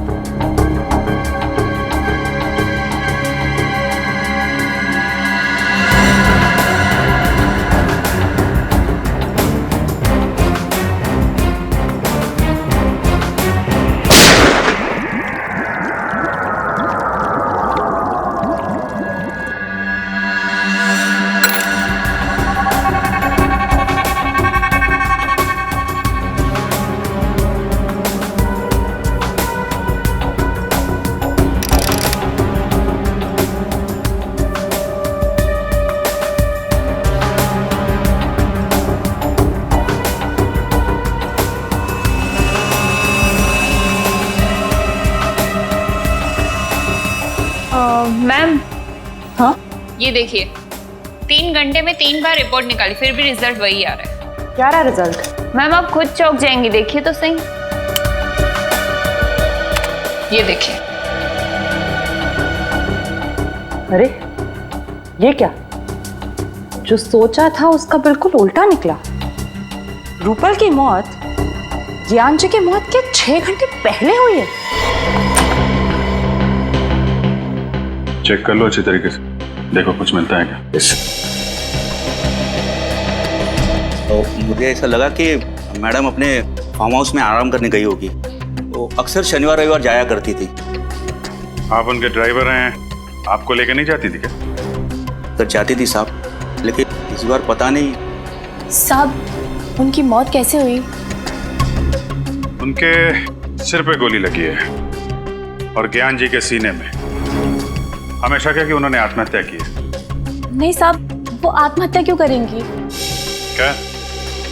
ये तो पता चल ही जाएगा। आखिरी बार कब देखा आप लोगों ने मैडम को? साहब कल सुबह मैं खुद इन्हें ऑफिस छोड़ने गया था। कितने बजे? सर 9 बजे। 9 बजे। उसके पहले और उसके बाद में क्या क्या हुआ याद करके बताओ। जो चीज तुमको जरूरी नहीं लगे वो भी बताना, सब कुछ डिटेल में। ओके साहब, वो दिन मैडम लेट उठी थी, फिर जल्दी जल्दी तैयार हो गई और बगैर नाश्ता किए ही गाड़ी में आके बैठ गई। फिर 9 बजे मैं उन्हें ऑफिस लेके गया। फिर मैडम का 10:30 बजे फोन आ गया कि गाड़ी निकालो। फिर मैं उन्हें जंबो मॉल लेके गया। Jumbo mall? सुबह सुबह ऑफिस का काम छोड़ के 10:30 बजे वो मॉल चली गई? साहब मुझे भी बड़ा अजीब सा लगा। क्योंकि वो मुझे अपने साथ लेकर नहीं गई। क्यों? तुम्हें साथ क्यों लेके जाएंगे? पिछले 3 सालों से वो मुझे अपने साथ लेकर जाती थी उनका सामान उठाने के लिए। अच्छा, मतलब मॉल जाने का कोई प्लान नहीं था उनका, अचानक चली गई वहां पे। सर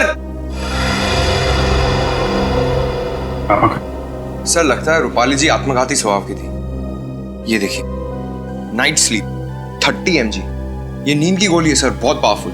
डॉक्टर कुंदन, साइकोथेरेपिस्ट, पिछले 1 साल से दवाई खा रही है।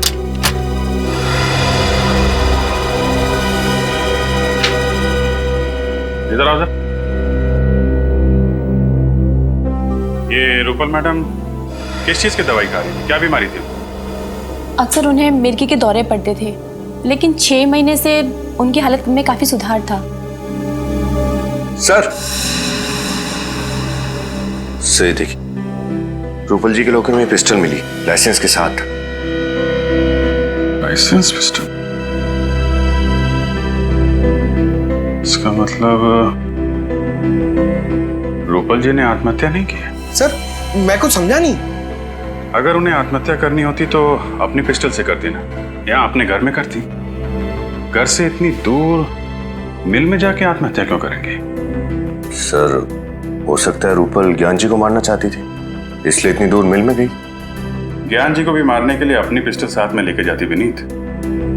ये मामला कुछ और ही है। सर आपको किस पे शक है? फिलहाल तो सारी कड़ियां बिखरी हुई हैं। शॉपिंग मॉल, नींद की गोली, डॉक्टर का प्रिस्क्रिप्शन और लाइसेंस्ड गन। इन कड़ियों को जोड़ने पे ही पता चलेगा ज्ञान जी और रूपल जी के साथ क्या हुआ था। सर ज्ञान जी और रूपल जी दोनों टॉक नाउ कंपनी का मोबाइल यूज करते थे, और मोबाइल कंपनी के मैपिंग के हिसाब से रूपल जी कल दोपहर 1 बजे जंबो मॉल में थी पंडारा रोड पर, और तब से उनका मोबाइल ऑफ आ रहा है। और ज्ञान जी? सर ज्ञान जी की लोकेशन ये देखिए सर। हाँ, 1 बजे शूटिंग रेंज से निकले और 2:30 बजे पहुंचे पंडारा रोड, और वहां से सीलिंग होते हुए बैंड्रा लिंकिंग रोड से जूहू सर्कल पहुंचे 5 बजे, और 5:30 बजे वहां से निकलकर 6:30 बजे पहुंचे पवन मिल। और 6:30 से 6:45 तक ये किसी से फोन पे बात कर रहे थे, किसी प्राइवेट नंबर पे। उसके बाद इनका फोन बंद हो गया। सर क्योंकि उसी दौरान उनकी मौत हो गई थी। मतलब ज्ञान जी और रूपल जी दोनों अलग अलग टाइम पे पंडारा रोड पहुंचे थे। सर ये भी तो हो सकता है कि ज्ञान जी भी जंबो मॉल ही गए। हम अगर क्यों और किससे मिलने? और वो आखिरी कॉल किस अनजान शख्स का था जिससे ज्ञान जी ने इतनी लंबी बात की?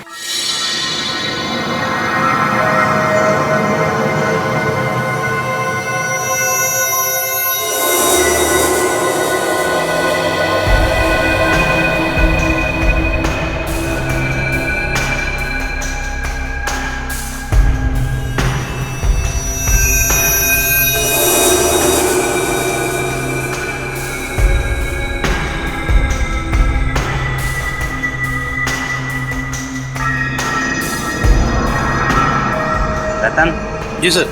आज हमें किसी भी हालत में स्टॉक्स की पूरी डिटेल मैनेजर को देनी है। जी सर। एक्चुअली में ये काम पिछले हफ्ते ही हो जाना चाहिए था, पता है तुम्हें? Sir I am sorry sir, मेरी तबीयत खराब हो गई थी, इसके लिए मैं नहीं आ पाया था सर। जानता हूँ मैं। अब ऐसा करो, जल्दी जल्दी बताओ कौन कौन सी गोलियाँ स्टॉक में हैं और कितनी हैं। जी सर, ये 315 बोर की सर 21 गोलियाँ हैं, और इसी का कर्टन एक पैक है सर इधर। सर ये 12 बोर की 50 गोलियाँ हैं, और ये हैं 9 mm की इम्पोर्टेड रिवॉल्वर की गोलियाँ। कितनी हैं? 35। और सर 9 mm पिस्टल की गोलियों का बॉक्स है 2 3। ये क्या? ये बॉक्स तो खुला हुआ है। हाँ सर। तो तुमने ये बात मुझे पहले क्यों नहीं बताई? सर मुझे लगा कि ये बॉक्स आपने खोला होगा। अरे पागल हो गए हो क्या तुम? अगर ये बॉक्स मैंने खोला होता तो क्या मैं तुमसे सवाल करता? और ये क्या? इसमें 6 गोलियां गायब है, कहाँ गई वो 6 गोलियां? सर मुझे नहीं मालूम सर। सर आप मुझ पर शक कर रहे हैं सर। तो फिर क्या करूं? तुम्हारे अलावा और किसकी हिम्मत हो सकती है यहाँ से गोलियां ले जाने की? सर मैं पिछले 5 सालों से यहाँ काम कर रहा हूँ, और सर 5 सालों में एक भी खाली कारतूस इधर से उधर नहीं हुआ। सर ये 6 गोलियां मैं क्यों चुराऊंगा सर? मैंने नहीं की चोरी सर इसकी। देखो रतन जी सर, यह एक कानूनी अपराध है और अगर इन गोलियों की वजह से कुछ हो गया ना तो उसके लिए हम दोनों को जिम्मेदार ठहराया जाएगा। इसलिए मुझे इस बात की रिपोर्ट मैनेजर को करनी होगी। और हाँ, वो कल तुम शूटिंग रेंज से कहीं बाहर नहीं गए थे क्या? हाँ सर, सुबह में मैं शूटिंग रेंज का दरवाजा खोलकर बाथरूम तक गया था सर। तो सर मैंने देखा कि ईशान और जिया इधर आए। ईशान और जिया? वो भी सुबह सुबह? सर मैंने भी तो ये सवाल उनसे पूछा, लेकिन उन्होंने कोई जवाब नहीं दिया और सीधा अंदर चले गए सर। उन दोनों का सुबह सुबह यहाँ आना और शाम को मिस्टर ज्ञान का खून हो जाना, ये दोनों बातें संयोग नहीं हो सकती रतन। सर आपका मतलब है कि ईशान ने ही ज्ञान जी को? डॉक्टर तारिका प्लीज मजाक मत कीजिए, ये हो ही नहीं सकता। फ्रेडी से मैं मजाक नहीं कर रही हूँ, आइए दिखाती हूँ। ये देखिए, रूपल की मौत दोपहर को 1 और 2 बजे के बीच हुई थी और ज्ञान जी को शाम को 6 और 7 बजे के बीच मारा गया था, ठीक उसी गन से जो गन हमें रूपल के हाथों से मिली थी। तो मतलब पहले रूपल जी का खून किया गया दोपहर को और उसके बाद ज्ञान जी को मारा गया शाम को और फिर उसी गन को मरी हुई रूपल के हाथों में थमा दिया। मतलब रूपल जी ने आत्महत्या नहीं की है, किसी ने प्लानिंग के साथ खून किया है उसका। हाँ, इस बात को साबित करने के लिए मेरे पास सबूत है। रूपल के पेट में से मुझे अजीनोमोटो, सोया सॉस और विनेगर के कुछ अंश मिले। डॉक्टर तारिका, ये सारी चीजें तो चाइनीज खाने में होती है ना? हाँ फ्रेडी सर, रूपल ने मरने से पहले चाइनीज खाना खाया था और इसके पेट में से मुझे भारी मात्रा में सिपोक्सिन मिला है जो नींद की दवाई बनाने में इस्तेमाल किया जाता है। मतलब इन्होंने नींद की गोली ली थी या धोखे से दी गई थी ये तो नहीं बता सकते, लेकिन जाहिर है जो इंसान नींद में होता है वो आत्महत्या तो नहीं कर सकता, क्योंकि मानसिक तौर पे वो इतना होश में ही नहीं होता है कि वो आत्महत्या कर सके। सर, जहां पर रूपल जी ने चाइनीज खाना खाया था वो नींद की गोलियां शायद वहीं पे दी गई होगी। हो सकता है फ्रेडी, दया सर को इन्फॉर्म कर देता हूँ। हेलो दया सर। सर, हम एक चाइनीज रेस्टोरेंट में तो पूछ चुके हैं, वहाँ किसी ने रूपल जी को नहीं पहचाना। देखते हैं शायद यहाँ कोई पहचान ले। ध्यान रखना आगे जैसे कोई गलती नहीं होनी चाहिए। जी साहब। Sir, table for couple sir. नहीं, हम लोग खाना खाने नहीं आए, कुछ सवाल पूछने हैं। सवाल? कैसा सवाल? देखिए हम लोग CID से हैं। Sorry sir. आप सॉरी क्यों बोल रहे हैं? हमें थैंक यू बोलने का मौका दीजिए। अच्छा ये बताइए कि परसों दोपहर को एक आदमी और एक औरत यहाँ खाना खाने के लिए आए थे और उसी दिन उनका खून कर दिया। श्रेया? खून? जी। ये दो। शैलेश? हाँ सर बोलिए। कल ये दोनों हमारे रेस्टोरेंट में आए थे ना? अरे ये औरत जिसने शेजवान फ्राइड राइस और मंचूरियन ग्रेवी का ऑर्डर दिया था और खाते खाते उनको चक्कर भी आया था, खुद भी गिर गई थी और प्लेट भी नीचे गिरा थी। हाँ सर, इसी की वजह से तो आपने रसोइया को डांटा भी था। साथ में आदमी भी था ये? नहीं साहब, आदमी ये नहीं था, आदमी और कोई था। 30-32 साल उम्र होगी और पढ़ा लिखा लग रहा था। वो दोनों कितने बजे आए थे? करीब 12 बजे। दोनों खाना खा रहे थे कि अचानक मैडम बेहोश होकर गिर गई। हम सब बहुत घबरा गए, लेकिन वो आदमी बिल चुकाकर फटाफट मैडम को लेकर निकल गए यहाँ से। मतलब औरत जानबूझ के बेहोश नहीं हुई है, नींद की दवाई दी गई थी उसे। पेमेंट कैसे किया इन लोगों ने? क्रेडिट कार्ड से सर। क्रेडिट कार्ड से? क्रेडिट कार्ड की डिटेल चाहिए हमें जल्दी। गोली आप लोगों में से कोई पहचानता? यह है बैलिस्टिक रिपोर्ट। जो 6 गोलियां शूटिंग रेंज से गायब हुई हैं, ये उनसे मैच करती है।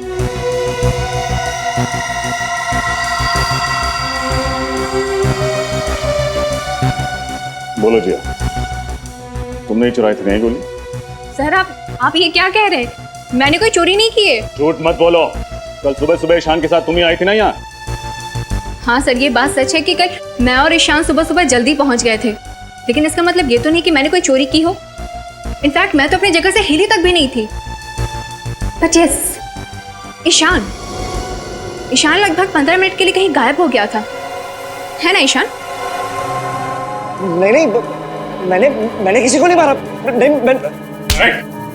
भागने की कोशिश भी मत कर। तुम्हारी भलाई इसी में है कि सब कुछ सच सच बता दो। बोल। सर ये सच है कि 6 गोलियां मैंने ही चुराई थी, क्योंकि मैं ज्ञान सर से नफरत करता था और नहीं चाहता था कि वो मेरी माँ से शादी करे। इसलिए तुमने उन्हें मार दिया? नहीं, मैंने उन्हें नहीं मारा।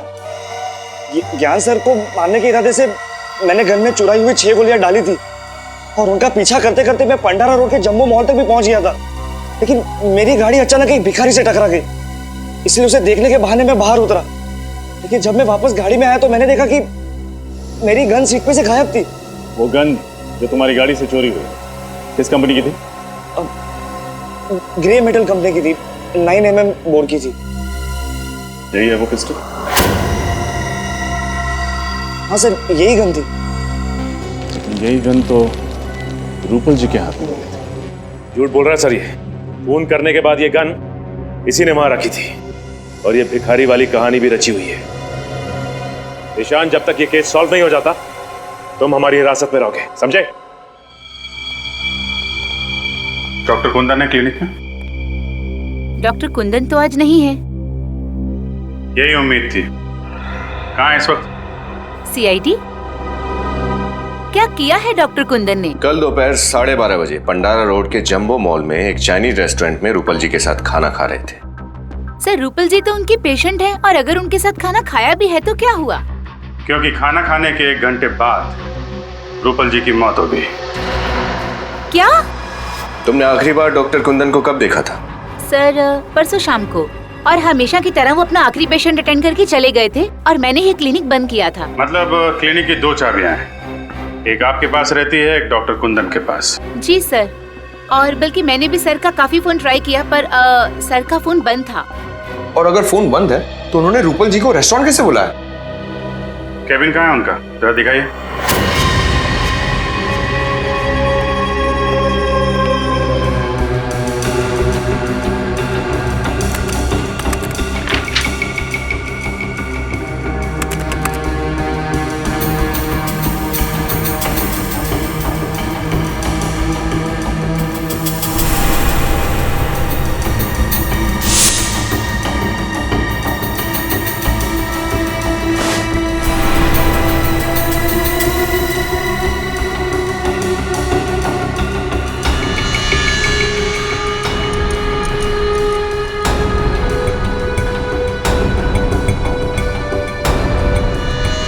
ये खून से सने हुए बाल क्या कर रहे हैं आप?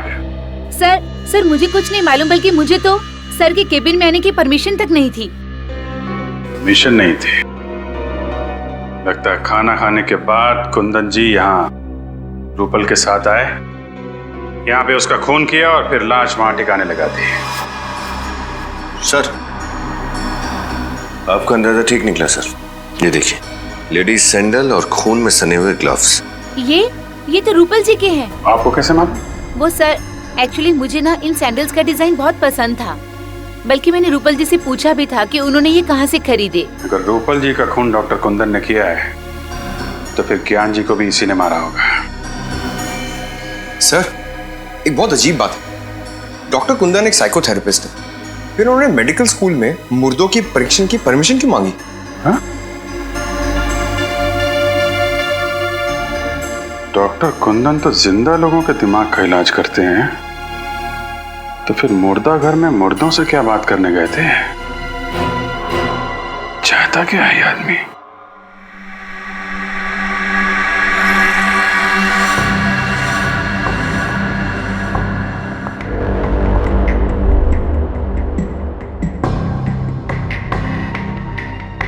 डॉक्टर तारिका, कौन सी नई बात पता चली?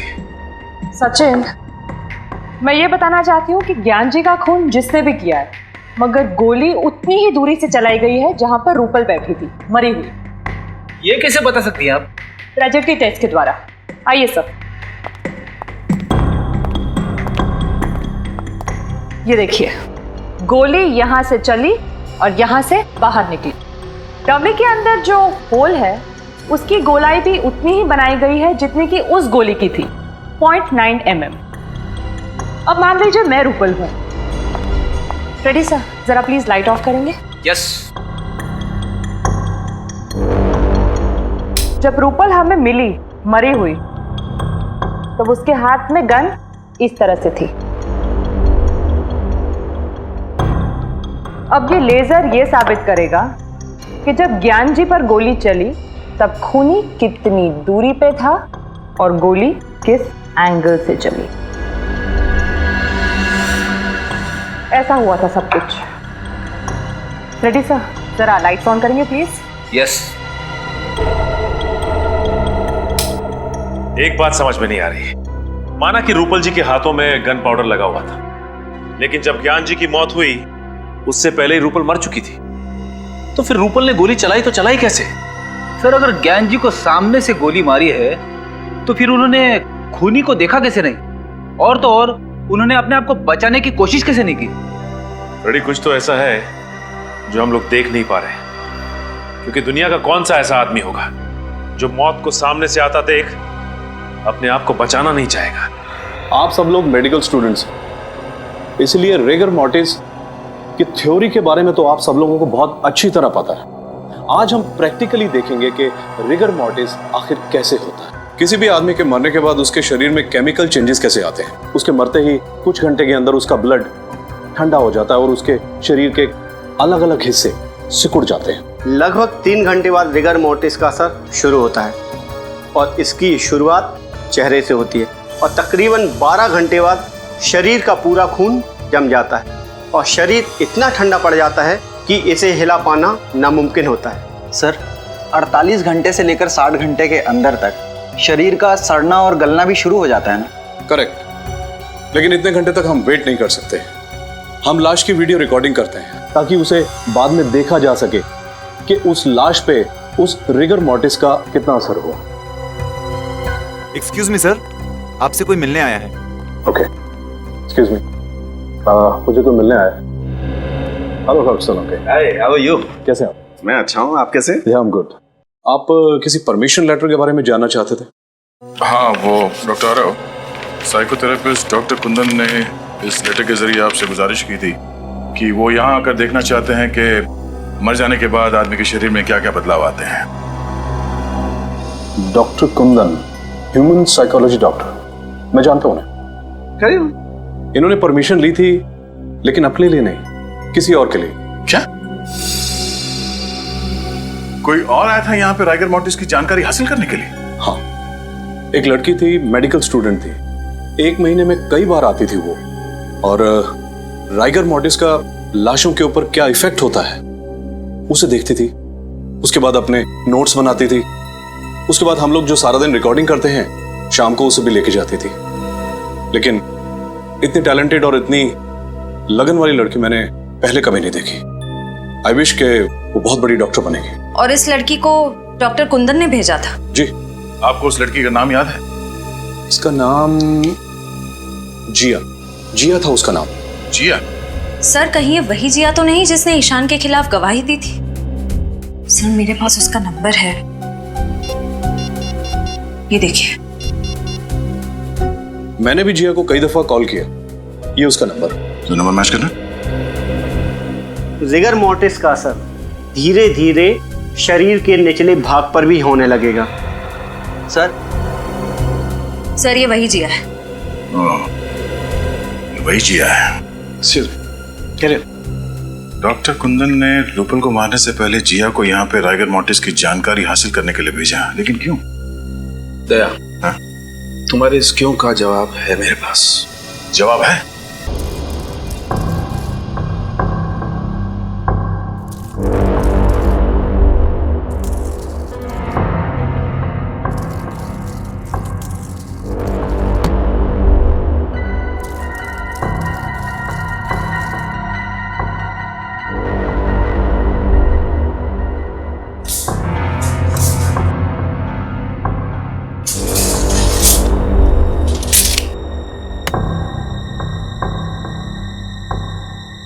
सर सब कुछ वैसे के वैसे ही सेट हो गया है जैसे कि लाश हमें मिली थी।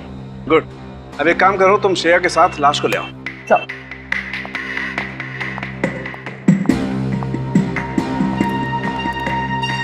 डॉक्टर साहब, यहाँ पे पुतला, बाहर उस लड़की की लाश, अब यहाँ पर क्राइम सीन को रिकंस्ट्रक्ट करने की कोशिश कर रहे हैं क्या? हाँ दया, बिल्कुल वही कर रहा हूँ।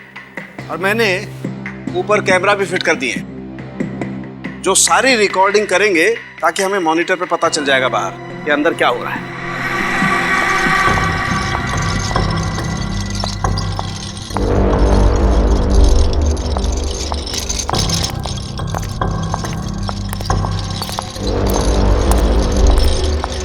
सालुंखे सर, इस औरत की लाश का क्या करेंगे आप? अभी पता चल जाएगा श्रेया। तुम एक काम करो, इस लाश को उस कुर्सी पर ठीक वैसे ही बैठा दो जैसे रूपल की लाश मिली थी। ओके। और जल्दी करो, इसे मरे हुए 2 घंटे 45 मिनट हो चुके हैं। 15 मिनट में रायगढ़ मोर्चरी सेट हो जाएगा। Quick, fast. Okay. Good.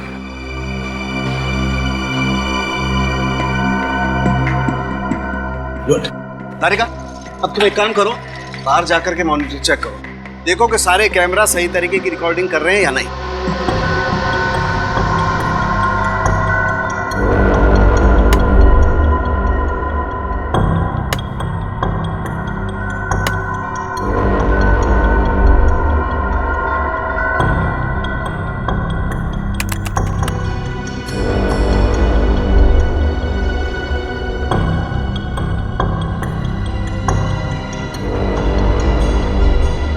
Shreya, एक काम करो, इसके हाथ में वो गन वैसे ही पकड़ा दो जैसे रूपल के हाथ में थी। क्विक। सर। और ध्यान से श्रेया, गन में गोलियां भरी हुई हैं।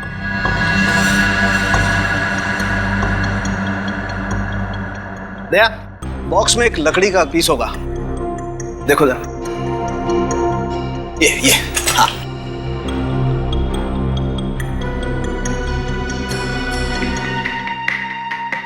दया, लाश में रायगढ़ मोर्चरी सेट होना शुरू हो गया। अच्छा, तो सर मॉनिटर रूम में चल के देखते हैं आपकी मेहनत क्या रंग दिखाती है। चल। जैसे जैसे रायगढ़ मोर्टिस लाश के चेहरे से उसके हाथों पर आता जाएगा, वैसे वैसे खूनी का चेहरा आईने की तरह साफ होता जाएगा।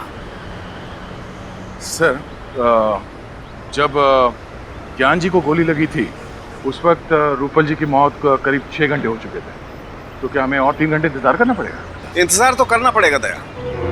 खूनी के दिमाग को परखना है तो थोड़ा इंतजार तो करना पड़ेगा।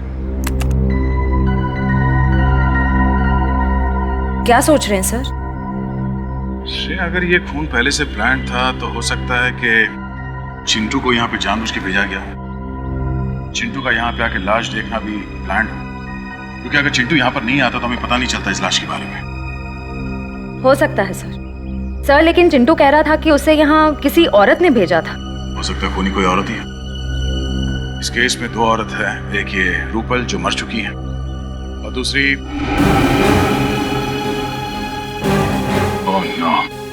इस चिंटू को फौरन यहाँ बुला।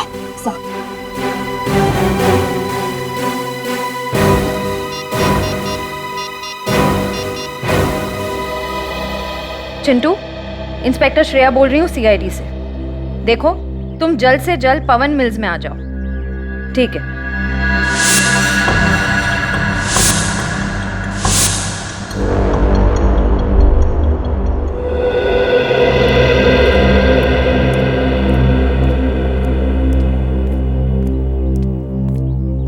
मैंने कुछ नहीं किया सर, मैंने जो कुछ देखा था आपको बता दिया। देखो चिंटू, घबराओ मत। तुमने बताया कि एक लड़की तुम्हें यहाँ पे लेके आई। जी सर। उस लड़की को देखोगे तो पहचान लोगे? हाँ? क्या ये लड़की थी वो? सर ये वही है सर। पक्का यही थी वो? यही है। इसका मतलब दोनों खून के पीछे जिया है।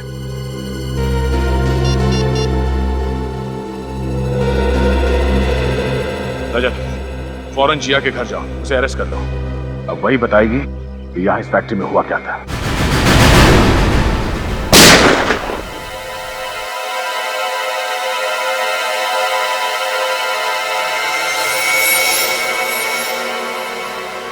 CID? वो भी इस वक्त?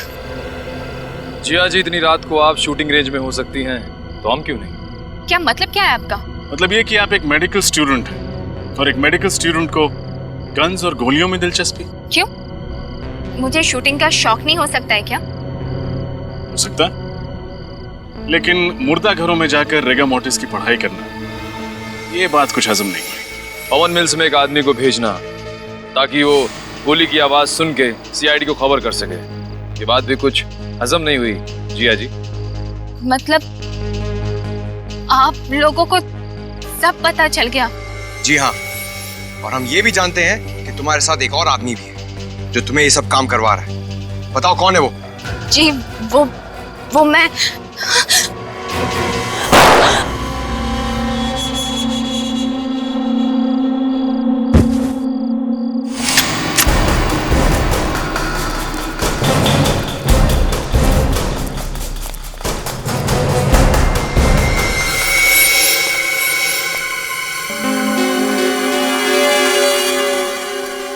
हाथ से निकल गया। हाथ से निकल गया, लेकिन सीआईडी के शिकंजे से नहीं निकल पाएगा। ये देख।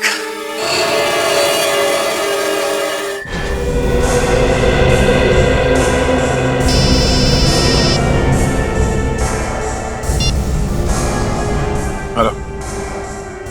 हाँ क्या? ठीक है, तुम उस गन को संभाल के रखना, वो गन ही हमें खूनी तक पहुंचाएगी। ओके।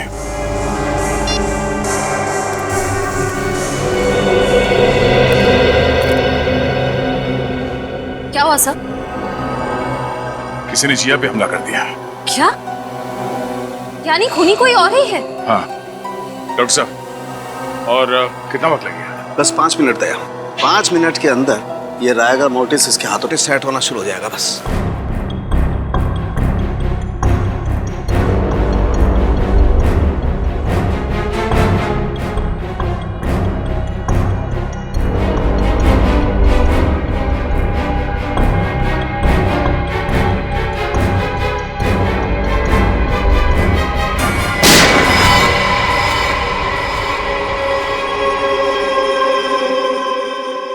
ये देख, ऐसे हुई थी मौत। पर अगर ज्ञान जी के सामने रूपल जी की लाश थी तो उन्हें वो लाश दिखी कैसे नहीं?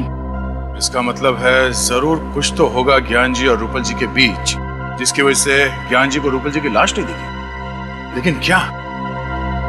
अंदर चल के देखते हैं सर।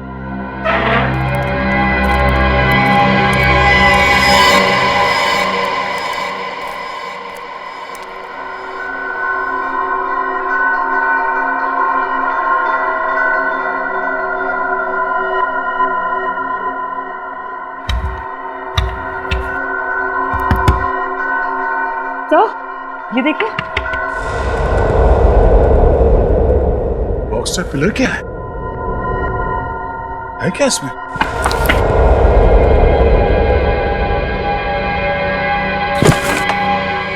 अरे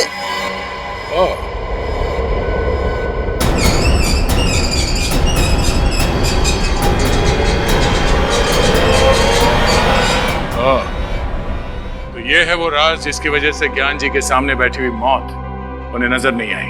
ये पर्दा देखो दे, ये छेद देख रहे हो पर्दे पे? पर्दे पर ये छेद गोली लगने की वजह से हुआ है। ये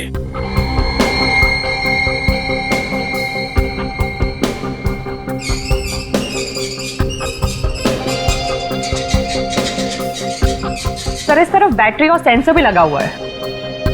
बैटरी और सेंसर? ओह, यानी कि जैसे ही गोली चली इस पर्दे पे झटका लगा और उस सेंसर को पता चल गया और ये पर्दा बंद हो गया। इसीलिए जब हम लोग यहाँ पर आए थे तो हमें ये पर्दा नहीं दिखा। तो शायद जब ये गोली चली ज्ञान जी के ऊपर, खूनी यहीं पर था, तो सोच समझ के प्लानिंग की है उसने। मगर सर ये किसका काम हो सकता है? वही जिसे गन्स, गोलियां और राइगर मोटिस की बहुत अच्छी जानकारी है, और वो एक ही आदमी हो सकता है।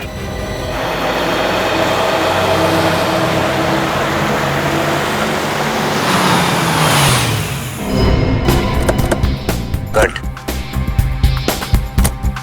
मायरा, मैंने तुम्हें कितनी बार समझाया राइफल हमेशा कंधे के लाइन में होनी चाहिए, ऐसे, बिल्कुल ऐसे। Okay sir. Okay okay. अब गोली बिल्कुल निशाने पे लगेगी। मायरा, अनिकेत सर जो सिखा रहे हैं वो ध्यान से नहीं सीखोगी तो जिसने रूपल जी का और ज्ञान जी का खून किया उसके जैसा शार्प शूटर कैसे बनोगे? अरे सर, ये किसी का खून तो क्या, अंधेरे में किसी को जख्मी भी नहीं कर सकती है। सर, जिया ठीक तो है ना? जिंदा है, लेकिन अफसोस की बात यह है कि खूनी अभी भी पकड़ा नहीं गया है। सर, तो फिर आप लोग खूनी को पकड़ते क्यों नहीं है? आप जानते हैं खूनी कौन है? खूनी को मैं नहीं तो सर। मगर हम जानते हैं कि खूनी इसी शूटिंग रेंज में। आप हम लोगों पे शक कर रहे हैं? शक ही नहीं, पूरा यकीन है कि खूनी आप ही में से कोई एक है। कौन है वो? पहले आप ये बताइए कि शूटिंग रेंज में बिना चेकिंग के गोली या गन लाना या ले जाना मुमकिन है? नहीं, बिल्कुल नहीं, क्योंकि हमारी सिक्योरिटी बहुत चुस्त है। बिल्कुल सही कहा आपने। अब जरा ये देखिए, ये वही गन है जिससे जिया पर हमला हुआ था। क्या इस तरह की गन आपके शूटिंग रेंज में इस्तेमाल होती है? नहीं सर, इस तरह की गन तो हमारे यहाँ पर इस्तेमाल नहीं होती। तो फिर ये गन शूटिंग रेंज के अंदर आई कैसे? अच्छा, आप ये बताएंगे कि यहाँ पे कोई ऐसा आदमी है जिसकी इस शूटिंग रेंज में आते वक्त सिक्योरिटी जांच नहीं होती है? हाँ सर, एक तो ज्ञान जी और दूसरे अनिकेत सर। जब जिया पर हमला हुआ तब ज्ञान जी तो जिंदा थे नहीं, तो बचे सिर्फ अनिकेत सर।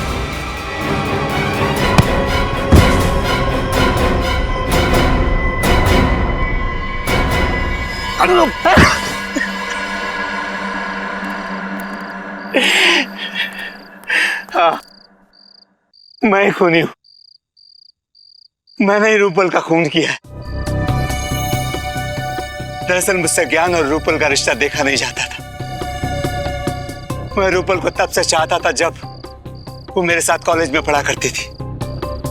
बहुत प्यार करता था मैं उससे, लेकिन उसने किसी और से शादी कर ली और उसके गम में मैंने भी कसम खा ली कि मैं सारी जिंदगी कुंवारा रहूंगा। लेकिन एक दिन अचानक रूपल के पति की मौत के बाद मुझे ऐसा लगा कि शायद किस्मत मुझे एक और मौका दे रही है। लेकिन इससे पहले कि मैं अपने दिल की बात रूपल को कहता, ज्ञान बीच में आ गया और मेरी आंखों के सामने मेरा प्यार और उसकी बेशुमार दौलत मेरे हाथों से खिसकती नजर आई। ये बात मुझसे बर्दाश्त नहीं हुई। इसलिए रिगर मोर्टिस का अनोखा तरीका अपनाने के लिए तुमने पहले रूपल जी को मारा? हाँ, और उसके लिए मैंने डॉक्टर कुंदन और जिया की मदद ली। सर, रिगर मोर्टिस इंसान के मरने के ठीक 3 घंटे के बाद उसकी लाश में असर होना शुरू हो जाता है। लेकिन क्या हम ये पता लगा सकते हैं कि लाश के शरीर का कौन सा हिस्सा कब सिकुड़ना शुरू होगा? सर, ये कहना तो थोड़ा मुश्किल होगा, लेकिन हाँ, नामुमकिन बिल्कुल भी नहीं है।